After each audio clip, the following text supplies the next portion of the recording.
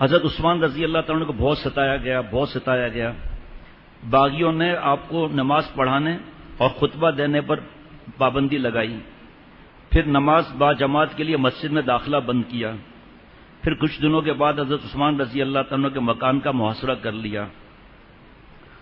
باغیوں کا مطالبہ تھا کہ حضرت عثمان رضی اللہ تعالیٰ عنہ خلافت سے استعفیٰ دے دیں.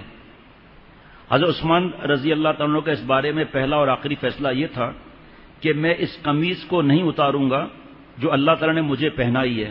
غور سے جملے سنتے رہیے گا. دراصل آپ صلی اللہ علیہ وسلم نے تاکیدی وصیت کی تھی، تاکیدی، کہ اے عثمان، اللہ کی طرف سے خلافت کی ذمہ داری ملے تو اسے دستبردار نہ ہونا. اطاعت، اور تو ہے ہی اطاعت ہے. آگے دیکھیے آپ، بھائی جان کس کو پیاری نہیں ہے؟ اور پھر اتنے وفادار، کٹ مرنے والے، جان دینے والے صحابہ رضوان اللہ علیہ مجمعین، ایک ایک کیسا طاقتور. اس سے دستبردار نہ ہونا. یہ بھی بتاتا چلوں کہ غیب کا علم صرف اللہ تعالیٰ کو ہے، اور اس پہ دلائل بھی دے سکتا ہوں الحمدللہ. 2 ہی دلائل کافی ہیں، 3 ہی کافی ہیں، مختصر. لیکن غزوہ احد میں آپ صلی اللہ علیہ وسلم نے فرمایا تھا اس جگہ کا خیال رکھنا. اگر آپ صلی اللہ علیہ وسلم غیب کا علم ہوتا تو اور کس کس کو کھڑا نہ کرتے؟ 70 صحابہ رضوان اللہ علیہ مجمعین شہید ہوئے. آپ صلی اللہ علیہ وسلم کھانا کھا رہے ہیں، حضرت بلال رضی اللہ تعالیٰ عنہ خدمت اقدس میں حاضر ہوتے ہیں. آپ صلی اللہ علیہ وسلم فرماتے ہیں بلال آؤ میرے ساتھ کھانا کھاؤ. اے محبوب صلی اللہ علیہ وسلم میں روزے سے ہوں. فرمایا اے بلال ہمارا رزق آسمان پر جمع، تمہارا رزق آسمان پر جمع ہو گیا، ہم اپنا رزق یہاں کھا رہے ہیں. کسی کو علم ہو اور وہ کہے روزے دار سے آؤ کھانا کھاؤ، نفلی روزہ. 2. تیسرا، ایمان لائے محبوب صلی اللہ علیہ وسلم کچھ لوگ ہمیں حافظ، قراء، علماء دیجئے تاکہ ہمارے قبیلے والے سب انتظار کر رہے ہیں. 70 صحابہ رضوان اللہ علیہ مجمعین، حافظ، عالم، فقی، محدث، کیا کیا حوالے نہیں کیے، جا کے سب کو شہید کر دیا. ایسا ہو سکتا ہے کہ پیغمبر علیہ الصلوۃ والسلام اس طرح نعوذ باللہ ہو؟ جو آپ ایسی باتیں سنیں گے یہ وحی الہی تھی جو آپ صلی اللہ علیہ وسلم کو فرمایا گیا. ورنہ زہر والا گوشت کیسے کھاتے ہیں آپ صلی اللہ علیہ وسلم؟ آپ سوچو آپ ذرا، حضرت حسن رضی اللہ تعالیٰ عنہ کیسے زہر لے لیتے ہیں، حضرت عثمان رضی اللہ تعالیٰ عنہ کو کیا معاملہ ہوتا، حضرت علی رضی اللہ تعالیٰ عنہ کو کیا معاملہ ہوتا، حضرت عمر رضی اللہ تعالیٰ عنہ کو کیا معاملہ ہوتا. آج نعوذ باللہ جعلی لوگ کو بھی غیب کا علم ہو رہا ہے، اللہ معاف فرمائے. ایمان زلزلہ طاری ہو رہا ہے، اس کا فکر نہیں کہ ایمان بھی جا رہا ہے. بہرحال آپ صلی اللہ علیہ وسلم فرمایا کہ اے عثمان، اگر اللہ تمہیں کسی دن یہ منصب عطا کرے، پھر منافقین چاہیں کہ اللہ نے تمہیں جو کرتا پہنا ہے اسے اتار دے، تو تم مت اتارنا. آج صلی اللہ علیہ وسلم سے ارشاد بطور تاکید 3 بار دہرایا گیا. حضرت عثمان رضی اللہ تعالیٰ عنہ کو آپ صلی اللہ علیہ وسلم اپنی 2 بیٹیاں دیں. ایک بیٹی کا وصال ہوا، دوسری بیٹی جب تدفین ہو رہی تھی تو آپ صلی اللہ علیہ وسلم کی آنکھوں مبارک سے آنسو جاری تھے. فرمایا میری تیسری بیٹی ہوتی میں عثمان کو دیتا. یہی وجہ تھی جب اشتر نے حضرت عثمان رضی اللہ تعالیٰ سے مل کر انہیں خلافت سے دستبرداری پر مجبور کرنے کی کوشش کی تو داماد مصطفیٰ صلی اللہ علیہ وسلم نے فرمایا کہ اللہ نے مجھے جو قمیض پہنائی ہے میں اسے نہیں اتاروں گا. اگر میری گردن بھی کٹ جائے تو یہ مجھے پسند ہے، لیکن یہ گوارا نہیں کہ آپ صلی اللہ علیہ وسلم کی بات نہ مانوں اور امت کا یہ حال کر جاؤں کہ وہ ایک دوسرے پر حملہ آور ہوں. آپ رضی اللہ تعالیٰ نے فرمایا کہ اگر تم نے مجھ سے ساتھ ایسا سلوک کیا تو کبھی آپس میں باہم محبت نہ کر سکو گے، کبھی سب ایک ساتھ نماز نہ پڑھ سکو گے، کبھی اکٹھے جہاد نہ کر سکو گے. درجنوں صفات ہیں جو میں بھی بیان نہیں کر سکتا. حضرت عثمان رضی اللہ تعالیٰ عنہ کی وجہ یہ تھی کہ یہ گروہ جو آپ کی معزولی کا مطالبہ کر رہا تھا منافقین کا، امت کی رائے عامہ کا ترجمان ہرگز نہیں تھا، وہ محض امت کو لڑوانا چاہتا تھا. اگر حضرت عثمان رضی اللہ تعالیٰ عنہ ایک ایسے گروہ کے مطالبے پر جو امت کا صحیح نمائندہ نہیں تھا خلافت چھوڑ دیتے تو قیامت تک یہ روایت بن جاتی کہ جب کسی عادل حکمران یا دیندار امیر کو گرے پڑے لوگ شورش اور احتجاج سے واسطہ پڑتا، اسے عہدے سے مستعفی ہونا پڑتا. اس لیے حضرت عبداللہ بن عمر رضی اللہ تعالیٰ عنہما نے بھی باغیوں کا مطالبہ نہ ماننے کی رائے پر جمے رہنے کا مشورہ دیا، اور حضرت عثمان رضی اللہ تعالیٰ سے عرض کیا کہ آپ اگر خلافت چھوڑ دیں تو کیا آپ ہمیشہ دنیا میں رہیں گے؟ کیسے ایک دوسرے کو مشورے ہو رہے ہیں. اور اگر آپ خلافت نہ چھوڑیں تو کیا یہ لوگ آپ کو شہید کرنے سے زیادہ کچھ کر سکتے ہیں؟ مجھے تو کوئی گنجائش نظر نہیں آتی کہ آپ اس خلافت کو اتار دیں جو اللہ نے آپ کو پہنائی. اگر آپ نے ایسا کیا تو روایت چل پڑے گی۔ یہ حضرت عثمان رضی اللہ تعالیٰ کا مزید سخت امتحان تھا۔ اب سنیں ذرا، حضور صلی اللہ تعالی وسلم نے انہیں منافقین کے خلاف تلوار اٹھانے کی جگہ صبر و تحمل اور برداشت کا حکم دیا تھا۔ آج ہمارے جھگڑے خاندان کے بھی کس لیے کہ صبر تحمل نہیں ہے، آپ صلی اللہ علیہ وسلم سے اطاعت نہیں ہے۔ قرآن پاک میں اللہ فرما رہے ہیں مفہوم کے برائی کا بدلہ بھلائی سے دو، ان قریب تم دیکھو گے کہ تمہارا دشمن بھی تمہارا دوست ہو گیا۔ اور یہ نصیبے والوں کا کام ہے، ہر ایک کا کام نہیں۔ جب لوگوں نے باغیوں کے خلاف مسلح کارروائی کی اجازت طلب کی تو آپ نے فرمایا کہ رسول اللہ صلی اللہ علیہ وسلم نے مجھ سے ایک وعدہ لے رکھا ہے، مجھ سے ایک وعدہ لے رکھا ہے۔ آپ صلی اللہ علیہ وسلم تو چلے گئے تھے نا، اللہ کے پاس چلے گئے تھے، پھر تو حضرت ابو بکر صدیق بھی آئے، حضرت عمر رضی اللہ تعالی عنہما بھی آئے، لیکن اس وقت یہ جو ہمیں تعلیم دی جاتی ہے غیب کی کہ سامنے ماں باپ نہیں، نیک آدمی سامنے نہیں، اللہ تو ہے، علم یعلم بان اللہ یرا، کیا انسان کو معلوم نہیں کہ اللہ اسے دیکھ رہا ہے؟ ہاں جی، وَهُوَ مَعَكُمْ أَيْنَمَا كُنتُمْ، تو جہاں بھی ہے میں تیرے ساتھ ہوں۔ تو اللہ ساتھ ہے، ہم لوگ گندی فلمیں دیکھیں یا کوئی بھی فلم دیکھیں، ترکی والے ڈرامے پر زبردستی کرتے رہیں کہ نہیں نہیں یہ وجہ ہے، بھئی یہ فتویٰ ہے، چھوڑو یار اس طرح حرکتیں کریں، اللہ کو یہ جواب دے سکتے ہیں؟ نعوذ باللہ۔ یہ حرام شوق سے کس طرح بچنا ہے، اس کو اصلاح کہتے ہیں۔ مجھ سے ایک وعدہ لے رکھا ہے، اس لیے میں اپنی جان کو اس پر کاربند رکھتے ہوئے صبر کروں گا۔ حضرت مغیرہ بن شعبہ رضی اللہ تعالیٰ انہوں نے لڑائی پر اصرار کیا تو حضرت عثمان رضی اللہ تعالیٰ نے فرمایا کہ میں رسول اللہ صلی اللہ تعالی وسلم کے نائبین میں سے وہ پہلا شخص نہیں بننا چاہتا جو امت کا خون بہائے۔ صحابہ رضوان اللہ علیہ مجمعین، حضرت عبداللہ بن زبیر، کعب بن مالک، حضرت زید بن ثابت رضی اللہ عنہم جیسے حضرات نے پیشکش کی کہ اجازت ہو تو دشمن کو مار بھگائیں، فرمایا نہیں، مدینہ شریف میں اس کی اجازت نہیں ہے، مجھے اس کی بالکل ضرورت نہیں ہے۔ اور مدینہ شریف میں وہ بھی آپ صلی اللہ علیہ وسلم شہر کو خون کے اندر نہانا نہیں چاہتے تھے۔ آپ صلی اللہ علیہ وسلم کا یہ ارشاد سب کو یاد دلایا کہ مدینہ سرزمین محترم ہے، نہ اس کا درخت کاٹا جائے، نہ اس میں کسی شرانگیزی کا ارتکاب کیا جائے، جو اس میں شرانگیزی کرے گا اس پر اللہ کی تمام فرشتوں کے سب انسانوں کی لعنت۔ جی، اور ایک شاید حدیث پاک آگے آئے گی ورنہ میں بتا دوں گا۔ گرمی شدید ہوئی تو منافقین نے محاصرے کی سختی بھی بڑھا دی۔ حضرت عثمان رضی اللہ تعالیٰ نے گھر، اشیاء خوردنوش اور پانی لے جانے پر بھی پابندی لگا دی۔ پہلے پہل حضرت علی رضی اللہ تعالیٰ عنہ کچھ نہ کچھ ضروریات کا سامان پہنچا دیتے تھے، مگر پھر منافقوں نے انہیں بھی روک دیا۔ چنانچہ حضرت عثمان رضی اللہ تعالیٰ کے گھر سے کھانے پینے کا ذخیرہ ختم ہونے لگا۔ حضرت علی رضی اللہ تعالیٰ کو معلوم ہوا تو باغیوں سے کہا، تمہاری یہ حرکت مسلمانوں جیسی ہے نہ کافروں جیسی؟ رومی اور ایرانی کافر بھی قیدیوں کو کھلاتے پلاتے ہیں، اس شخص نے تمہیں کیا نقصان پہنچایا ہے جو تم اس کے گھیراؤ اور قتل پر تلے ہوئے ہو؟ مگر یہ پکار صدا بصہرا ثابت ہوئی۔ حضرت علی رضی اللہ تعالیٰ عنہ مایوس ہو کر لوٹنے لگے تو اپنا عمامہ کھول کر حضرت عثمان رضی اللہ تعالیٰ نے گھر میں پھینک دیا تاکہ انہیں پتہ چل جائے کہ حضرت علی رضی اللہ تعالیٰ آئے ضرور تھے مگر کچھ نہ کر سکے۔ ایک دن ام المؤمنین حضرت ام حبیبہ رضی اللہ تعالیٰ عنہ ایک خچر پر کھانے پینے کا سامان لاد کر حضرت عثمان رضی اللہ تعالیٰ نے گھر کی طرف تشریف لائیں، مگر منافقین نے رسول اللہ صلی اللہ علیہ وسلم کے ناموس کی لاج بھی نہ رکھی، ان سے بدتمیزی کی، سامان چھین لیا اور خچر کو اس طرح مار بھگایا کہ ام المؤمنین گر کر زخمی ہوتے ہوتے بچیں۔ ساتھ ساتھ یہ بھی بتاتا چلوں یہ کون تھے؟ یہ یہود و نصارہ منافق تھے جن کی آج ہم نقل کر کے خوشیاں مناتے ہیں۔ Valentine Day, New Year Day, WhatsApp, Facebook, YouTube کی گندگیاں، سالگرہ، مہندی، مایوں، مخلوط تعلیم، بیٹیوں کا جاب کرنا، ہر بات میں نعوذ باللہ ان کی نقل۔ حضرت عثمان رضی اللہ تعالیٰ کے محاصرے کے بقیہ دن بڑی تکلیف میں گزرے۔ آپ کے پڑوسی حضرت عمر رضی اللہ تعالیٰ بہت چھپ چھپا کر تھوڑا بہت کھانا پینا اپنے گھر سے آپ کے پاس بھیج دیتے تھے جس سے کچھ نہ کچھ گزارا چلتا تھا۔ ایک دن حضرت ام المؤمنین حضرت صفیہ رضی اللہ تعالیٰ عنہ بھی حضرت عثمان رضی اللہ تعالیٰ کے لیے مدد کے لیے نکلی، مگر راستے میں اشتر ظالم نے ان کی سواری کو تماچا مار کر واپس کر دیا سواری کو۔ ایک دن اشتر نخعی نے حضرت عائشہ صدیقہ رضی اللہ تعالی عنہ سے حضرت عثمان رضی اللہ تعالیٰ عنہ کے شہید کرنے کے بارے میں رائے معلوم کی تو بہت ناراض ہوئی۔ معاذ اللہ، میں مسلمانوں کو خون بہانے اور ان کے خلیفہ کو قتل کرنے اور حرام کو حلال کرنے کی اجازت کیسے دے سکتی ہوں؟ حج کے ایام آ گئے۔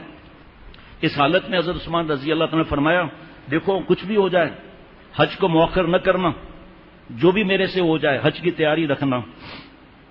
مدینے کے نواح میں بنو عمر بن عوف کا ایک بڑا قبیلہ تھا جو حضرت زبیر رضی اللہ تعالیٰ عنہ کی قیادت میں حضرت عثمان رضی اللہ تعالیٰ عنہ کے دفاع کے لیے اپنی خدمات پیش کرنے کے لیے تیار تھا، اور پیغام بھیجا کہ میں آپ کا تابع دار ہوں حضرت زبیر رضی اللہ تعالیٰ عنہ، آپ چاہیں تو آپ کے گھر آپ کے پاس ساتھ رہوں اور ذاتی حیثیت میں ساتھ دوں۔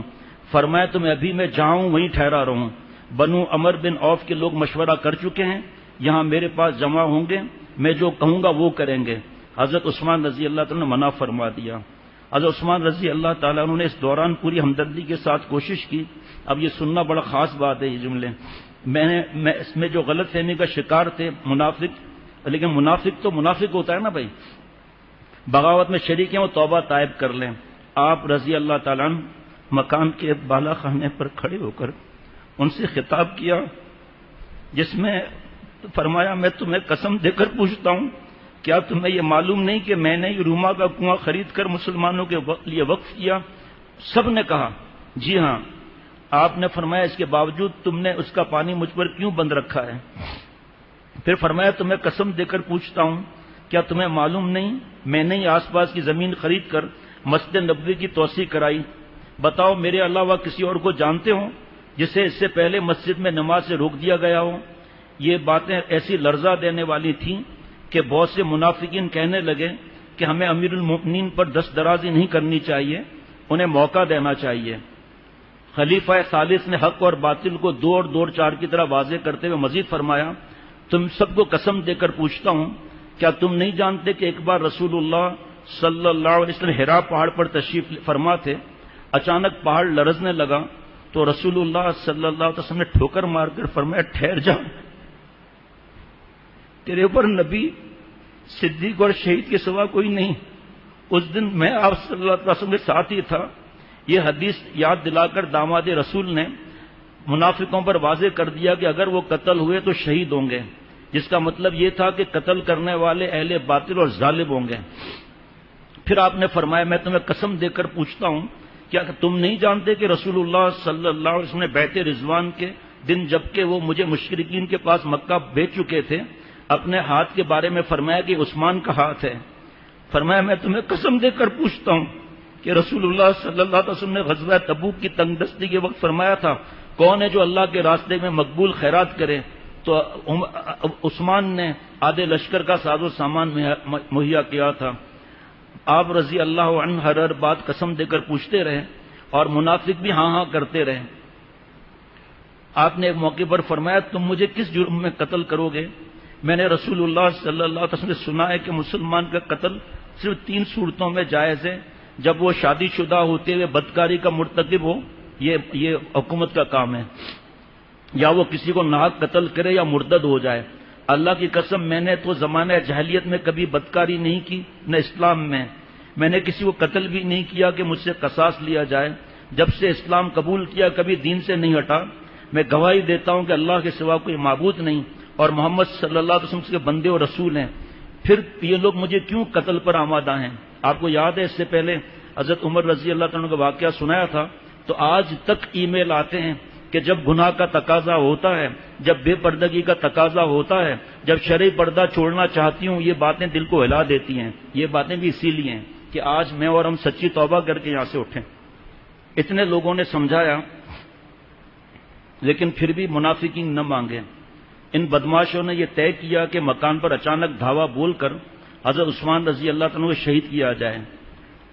حضرت عثمان رضی اللہ تعالیٰ عنہ نے آخری ایام میں ایک دن بالا خانے سے جھانک کر منافقین سے، باغیوں سے آخری بار خطاب کیا، جس میں فرمایا کہ اللہ کی قسم، اگر تم نے مجھے قتل کیا پھر کبھی اکٹھے نماز نہیں پڑھ سکو گی، کبھی مل کر دشمن سے جہاد نہیں کر پاؤ گے، تم اختلافات کی انتہا کی وجہ سے یوں گتھم گتھا ہو جاؤ گے. یہ کہہ کر آپ نے انگلیوں میں انگلیاں ڈال کر دکھائی اس طرح کر کے. آخری خطبے میں لوگوں سے کہا مدینے والوں تمہیں اللہ کے سپرد کرتا ہوں اور دعا کرتا ہوں کہ اللہ تمہیں میرے بعد اچھی حکومت عطا فرمائے. اور آخری ایام میں حضرت عثمان رضی اللہ تعالیٰ عنہ فرماتے تھے خلافت کا حضرت علی رضی اللہ تعالیٰ عنہ کو ملنا مجھے کسی اور کے خلیفہ بننے سے زیادہ پسند ہے. ایک دن حضرت عثمان رضی اللہ تعالیٰ عنہ نے اسامہ بن زید رضی اللہ تعالیٰ عنہ کے وساطت سے صحابہ رضوان اللہ علیہ مجمعین کو پیغام بھیجا میرے نزدیک تم میں سے سب سے امانت دار اور بہتر وہ ہے جو اپنا ہاتھ روکے رکھے. مگر میرے گھر میں جمع کچھ لوگ اپنی جان نچھاور کرنا چاہتے ہیں. مجھے ان کا خون بہانا گوارا نہیں. مدینہ شریف میں ایسا کام نہیں کر سکتا. آپ جہاں تک کہا گیا تھا کہ آپ مدینہ شریف پھر خالی کر دیں پھر ان کو سبق سکھاتے ہیں. پر میں کیوں خالی کروں محبوب صلی اللہ علیہ وسلم کے در کو. ایمان دیکھتے جائیے گا جگہ جگہ آپ نے محسوس کیا ہوگا. مجھے ان کا خون بہانا گوارا نہیں. آپ حضرت علی رضی اللہ تعالیٰ کے پاس جائیں اور ان سے کہیں کہ لوگوں کا معاملہ اب آپ کے حوالے ہیں. آپ وہی کریں جو اللہ تعالیٰ آپ کے دل میں ڈالیں. پھر حضرت زبیر اور حضرت طلحہ رضی اللہ عنہما کے پاس جائیں انہیں بھی یہ بات بتائیں. حضرت اسامہ بن زید رضی اللہ تعالیٰ عنہ اور دیگر صحابہ نے حضرت عثمان رضی اللہ تعالیٰ کی اس رائے کو پسند کیا اور حضرت علی رضی اللہ تعالیٰ سے ملنے گئے. مگر ان کے گھر باہر ایک ہجوم تھا اور منافق کسی کو جانے نہیں دے رہے تھے اس لیے ملاقات نہ ہو سکی. پھر یہ حضرات حضرت زبیر رضی اللہ تعالیٰ کے پاس گئے. انہیں رائے سن کر کہا امیر المومنین نے انصاف کی بات کی ہے. اب یہ بات حضرت طلحہ رضی اللہ تعالیٰ کے پاس گئے. وہ حضرت عثمان رضی اللہ تعالیٰ کا یہ پیغام سن کر زارو قطار رونے لگے. 18 ذوالحجہ کو حضرت عثمان رضی اللہ تعالیٰ کو روزہ تھا. اس دن آپ نے 20 غلام آزاد کیے اس شرط پر کہ میری وجہ سے لڑو گے نہیں. عادت کے خلاف پاجامہ منگوا کر زیبتن کیا کہ کہیں حملے کے زد میں آتے ہوئے سطر نہ کھل جائے. پھر تلاوت میں مصروف ہو گئے. اب اس سطر پر بیان کروں تاکہ رات کے 10 بج جائے. چست لباس پر بیان کروں, چڈیوں والوں پر بیان کروں جو ناف سے لے کر گھٹنے تک چھپانا مرد کا سطر ہے, فرض ہے یہ حصہ. میں اس پر بیان کروں کہ بیٹیاں ہماری چڈیوں والے گیم اور کرکٹ جو بھی چیزیں جو ٹیلی ویژنوں پر دیکھتی ہیں جس سطر دیکھنا بھی جائز نہیں. میں اس پر بیان کروں کہ کرکٹ کے لیے کیا فتویٰ ہے, اسٹیڈیم میں دیکھنے کے لیے کیا ہے, ٹیلی ویژن پر دیکھنے کے لیے کیا ہے. یہ میں بیان کروں اس وقت. پھر آپ کہیں گے آگے کیسے ہوگا یہ معاملہ, وقت تو کم ہے. اتنا فکر کیا اس وقت بھی سطر کی فکر. اور یہاں باپ اور بیٹا گرمی کی وجہ سے سوئمنگ کاسٹیوم پہن کر گھر میں گھوم رہے ہیں اور بیٹی خط میں لکھ رہی ہے کہ ہمارے لیے خودکشی کی اجازت ہے. دوزخ سے کم ہے یہاں کی گرمی جو ننگے گھومتے ہیں گھروں میں. آپ غور سے سنیے گا ذرا. گزشتہ رات حضرت عثمان رضی اللہ تعالیٰ عنہ کے خواب میں رسول صلی اللہ علیہ وسلم کی زیارت ہوئی. آپ صلی اللہ علیہ وسلم فرما رہے تھے عثمان افطار ہمارے ساتھ کرنا. اس وقت مکان کے دروازے پر صحابہ رضوان علیہ مجمعین اور تابعین رحمۃ اللہ علیہ مجمعین کا ایک مجمع داماد رسول کی حفاظت کے لیے کفن پہنے موجود تھا, جن میں حضرت ابو ہریرہ, حضرت حسن, حضرت حسین, حضرت عبداللہ بن زبیر, حضرت سعید بن العاص رضی اللہ عنہم اور محمد بن طلحہ اور مروان بن حکم جیسے جری افراد شامل تھے. حضرت عبداللہ بن عمر رضی اللہ تعالی عنہما دوہری ذرا پہنے ہوئے تھے. باغیوں نے حضرت عثمان رضی اللہ تعالیٰ شہید کرنے کا فیصلہ کیا ہوا تھا. انہوں نے گھر کے دروازے پر دھاوا بولا تو ان حضرات نے بھرپور دفاع کیا. اس طرح دست بدست لڑائی شروع ہو گئی. حضرت طلحہ رضی اللہ تعالیٰ عنہ بھی اس وقت ذرا پہنے امیر المؤمنین کے دفاع کے لیے عام پہنچے اور تیر چلانے لگے. مگر اس دوران اس آپ صلی اللہ علیہ وسلم کا پنڈلی مبارک تھوڑی کھلی ہوئی تھی اور حضرت ابو بکر اور حضرت عمر رضی اللہ تعالیٰ عنہ موجود تھے. حضرت عثمان رضی اللہ تعالیٰ عنہ آ گئے تو آپ صلی اللہ علیہ وسلم نے نیچے کر لیا اتنا بھی حصہ. کہ نبی صلی اللہ علیہ وسلم وجہ فرمایا عثمان کو اللہ نے اتنی حیا دی ہے وہ مجھ سے پھر بات سے ہی نہیں کر سکیں گے. ایسا معاملہ ہے. اللہ آپ نے جو حضرت ابو بکر صدیق رضی اللہ تعالیٰ کو صدیقیت کا نوازا اس کے ذرا ہمیں عطا فرما. آپ نے حضرت عمر رضی اللہ تعالیٰ عنہ کو جو حق اور باطل میں فرق کرنے کا دیا ہم اس کا ایک قطرہ عطا فرما. اے اللہ آپ نے جو عثمان رضی اللہ تعالیٰ حیات دی اس میں ایک ذرہ ایک مجھے اور ہماری اولاد اور ہماری مسلمان بہو بیٹیوں کو ہماری اولاد اور قیامت تک کی ذریات ہمیں عطا فرما. اے اللہ آپ نے حضرت علی رضی اللہ تعالیٰ کو شجاعت دی اس میں سے قطرہ ہمیں عطا فرما تاکہ ہم نفس اور شیطان اور معاشرہ کی غلامی میں نہ آئیں. آمین کہنا چاہیے, ڈھیلا بھی آمین نہیں کہنا چاہیے, آمین زوردار کہنا چاہیے. ہاں تو یہ کون سی چیز ہے جس کے لیے ہم گھبرائیں؟ سنیے آگے. حضرت عثمان رضی اللہ تعالیٰ نے قسم دے کر اپنے حامیوں کو کہلوایا کہ سب لوگ اندر آ جائیں. چنانچہ یہ حضرات واپس آ گئے, مکان کا پھاٹک بند کر دیا گیا.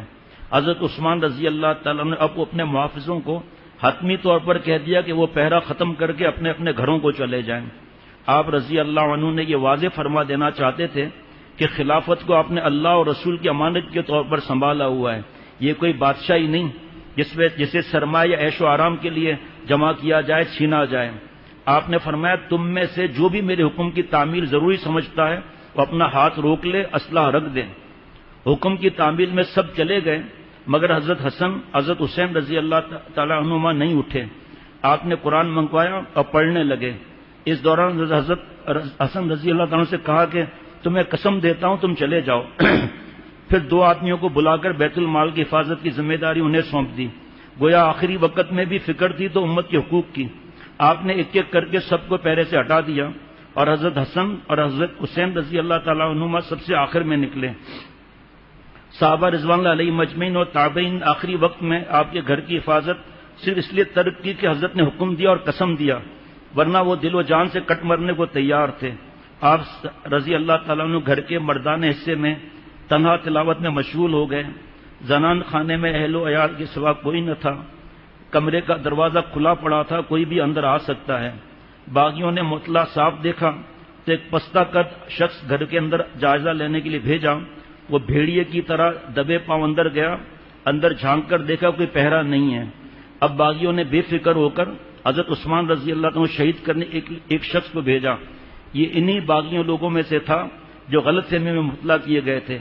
اسے یکدم حملہ کرنے کی جرأت نہ ہوئی, بس اتنا کہہ پایا کہ آپ خلافت چھوڑ دیں, ہم آپ کو کچھ نہیں کہیں گے. حالانکہ یہ منافقت تھی. ویسے ہی اس کی تفصیل آگے ہے کہ اس بات میں بھی انہوں نے کرنا نہیں تھا, لیکن حضرت عثمان رضی اللہ تعالیٰ کو تو آپ صلی اللہ علیہ وسلم کی بات پر عمل کرنا. فرمایا میں اللہ تعالیٰ کی عطا کردہ قمیص کو کیسے اتار سکتا ہوں؟ میں اسی حال میں رہوں گا یہاں تک کہ اللہ تعالیٰ سعادت مندوں کو معزز اور بدبختوں کو ذلیل کر کے دکھائے گا.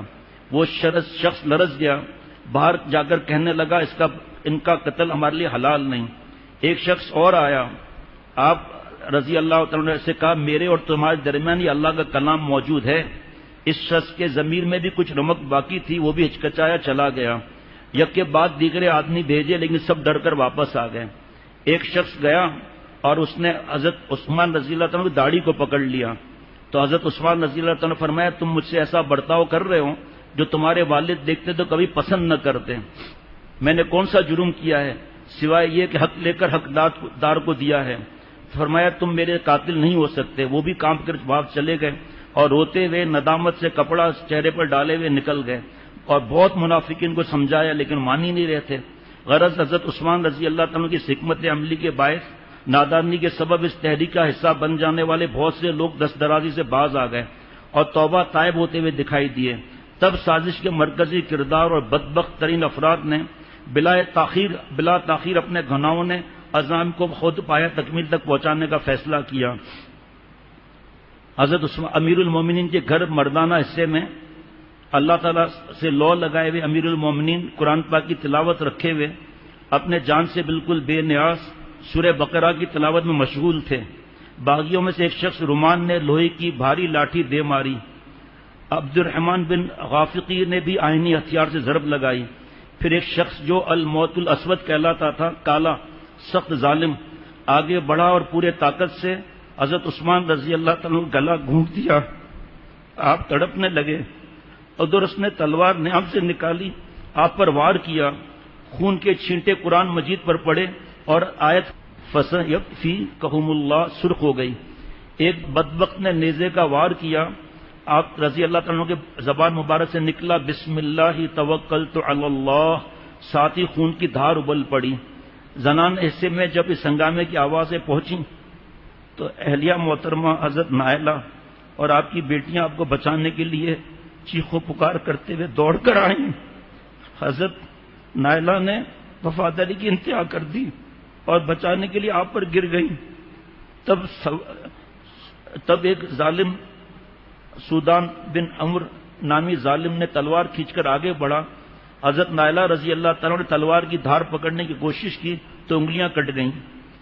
مصر کے ایک شخص نے تلوار کی نوک آپ کے سینے پر رکھ کر اپنا وزن اس پر ڈال دیا، تلوار جسم سے آر پار ہو گئی اور داماد پیغمبر تیسرے خلیفہ ذو النورین سیدنا حضرت عثمان بن عفان رضی اللہ تعالیٰ روح پاک جسد خاکی سے پرواز کر گئی۔ انا للہ و انا الیہ راجعون۔ غروب آفتاب سے ذرا پہلے کا وقت تھا اور آپ صلی اللہ علیہ وسلم کے ساتھ افطار کرنا حضرت عثمان رضی اللہ تعالیٰ کا مقدر تھا، رات کو ہی خواب دیکھا تھا۔ یہ باتیں ہیں، ترکی کا ڈرامہ نہیں ہے۔ فیس بک، یوٹیوب اور ویڈیو گیم اور کارٹون حرام اور فلمیں کے لیے اللہ نے پیدا نہیں کیا۔ اپنے اولاد کو نیک بنانا، خود نیک بننا، لڑکیوں کے ساتھ دوستیاں، ان کو گھمانا پھرانا، حرام کام کرنا، آنکھوں کا زنا کرنا۔ بخاری شریف کی حدیث پاک ہے زنا العین نظر بازی آنکھوں کا زنا ہے۔ اتنا بڑا گناہ ہے کہ ہم سوچ بھی نہیں سکتے۔ ہاتھ سے جوانی برباد کرنا، ماں باپ کی آہ لینا اور پڑھائی کے اندر اتنا مشغول ہو جانا جو کہ منع نہیں کہ قرآن پاک پڑھنا نہ آتا ہو۔ حضرت عثمان رضی اللہ تعالیٰ کے واقعہ کا کتنے لوگوں کو پتہ ہے؟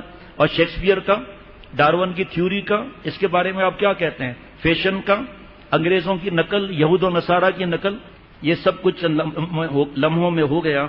اس دوران حضرت عثمان رضی اللہ تعالیٰ کچھ غلام جنہیں آپ نے اس روز شرط کے ساتھ آزاد کیا تھا کہ وہ ہتھیار نہ اٹھانے کا وعدہ کریں، دوڑتے ہوئے اس طرف آ گئے۔ ان میں سے ایک غلام نے سودان پر تلوار کا وار کیا، اس کا سر تن سے جدا کر دیا۔ دوسرے غلام نے ایک اور باغی کو موت کے گھاٹ اتار دیا۔ تیسرے نے ایک اور ظالم جس نے حضرت نائلہ رضی اللہ تعالیٰ سے دست درازی کر کے تلوار سے انگلیاں کاٹ دی تھیں۔ آخر یہ دونوں غلام شہید ہو گئے۔ حضرت عبداللہ بن زبیر، حضرت حسن رضی اللہ تعالیٰ عنہما، مروان بن حکم ہنگامے کی آواز سن کر گھر میں داخل ہو گئے اور باغیوں سے لڑتے لڑتے شدید زخمی ہو گئے۔ بعد میں مدینے کے لوگوں نے ان تینوں کو لہو لہان حالت میں اٹھایا۔ باغیوں نے گھر کی ہر چیز لوٹ لی، برتن بھی نہ چھوڑے، پھر بیت المال کی طرف لپ کے اسے بھی لوٹ لیا۔ ان کا یہ کردار گواہ تھا کہ وہ منافق کیسے ہیں۔ حضرت عثمان رضی اللہ تعالیٰ کی شہادت کی خبر جنگل کی آگ طرح مدینہ شریف میں پھیل گئی، لیکن حضرت عثمان رضی اللہ تعالیٰ ایسے لوگوں کو مقرر کیا تھا کہ کوئی بھی تلوار نہ اٹھانے پائے، میرے بعد بھی، وہ سب تفصیل ہے۔ اسی رات حضرت علی، حضرت طلحہ، حضرت حسن، حضرت زید بن ثابت، حضرت کعب بن مالک رضی اللہ عنہم اور عام صحابہ جوک در جوک حضرت عثمان رضی اللہ تعالیٰ کے گھر تشریف لے آئے۔ جنازے میں بہت زیادہ لوگ تھے۔ جنازہ قصر عثمان میں رکھا گیا، لوگ جا کے دیکھتے تھے۔ شہید کو غسل نہیں دیا گیا، کپڑے ہی کفن قرار پائے گئے۔ جنازے کی چارپائی لائی گئی، مروان بن حکم نے نماز جنازہ پڑھائی۔ اس کے بعد جنازے کو بقی کے قبرستان میں لے جایا گیا۔ جس جگہ حضرت عثمان رضی اللہ تعالیٰ کی تدفین ہے نا، وہاں اللہ موقع دے تو کھڑے ہو کر دل کی حالت دیکھنا کہ دل کی حالت کیا ہے۔ خدا کی قسم جان پیاری ہوگی، گناہ کرنا راست نہیں آئے گا۔ ارادہ کریں، کونوا مع الصادقین کو اللہ نے فرض فرمایا سچوں کے ساتھ رہنے کو، اتقوا اللہ کو اللہ نے فرض فرمایا گناہ چھوڑنے کو۔ اللہ تعالیٰ نے فرمایا ضرور ظاہر اسمی و باطنہ، ظاہری گناہ بھی چھوڑ دو، باطنی گناہ بھی چھوڑ دو۔ گندی فلموں کو فارورڈ کرنا، لڑکیوں کے دوستیاں کرانا، ان کے ساتھ گھومنا، ویلنٹائن ڈے میں ہوٹل میں کمرہ بک کرانا۔ ابھی میری بھی حالت ہو رہی ہے، ہم سب کی حالت ہو رہی ہے کہ ہم آج کے بعد گناہ نہیں کریں گے، پھر ٹھنڈے پڑ جاتے ہیں۔ اگر آج ارادہ پکا کر کے اپنی اصلاح کرائیں کسی اللہ والے ان کے غلام سے جو کہ فرض ہے، پھر دیکھو کیسے پٹڑی چلتی ہے انشاءاللہ تعالی۔ اس کے بعد جنازے کو بقی کے قبرستان لے جایا گیا۔ عفت و حیا کا یہ آفتاب بقی کے خاک پاک میں روپوش ہو گیا۔ یہ بات طے ہے کہ شہادت کے وقت مدینہ شریف میں حضرت عثمان رضی اللہ عنہ حامی صحابہ اور تابعین بڑی تعداد میں موجود تھے۔ آپ کے دفاع پر آپ قدرت رکھتے تھے۔ ان کا ہاتھ روکنا حضرت عثمان رضی اللہ عنہ کی قسم دینے کی وجہ سے تھا، اور حضرت عثمان رضی اللہ عنہ قسم دینا آپ صلی اللہ علیہ وسلم کی وصیت کے باعث تھا۔ ورنہ کوئی بڑی بات نہ تھی۔ حضرت عثمان رضی اللہ تعالیٰ عنہ کو بقی کے قبرستان میں دفن کر دیا گیا۔ تدفین میں شریک ہونے والے ایک بزرگ نے کا بیان ہے کہ ہمیں ایک بہت بڑا مجمع اپنے پیچھے آتا دکھائی دیا، ہم حیران ہوئے تو آواز آئی گھبرائیں نہیں، ہم آپ کے ساتھ شریک ہونے آئے ہیں۔ یہ فرشتے تھے جو جنازے اور تدفین میں شامل ہوئے۔ پورے عالم اسلام میں اس المیہ پر سوگ کی حالت طاری تھی، لوگ زاروں قطار روتے، حضرت عثمان رضی اللہ تعالیٰ کی خوبیوں کو یاد کرتے۔ فرماتے ہیں کہ میں نے حضرت بصرہ میں حضرت عثمان رضی اللہ تعالیٰ شہادت کی خبر پر بزرگوں کو جس قدر روتے دیکھا اس کی کوئی اور مثال کبھی نہیں دیکھی۔ لوگ اتنا رو رہے تھے کہ داڑیاں بھی آنسوں سے تر ہو گئیں۔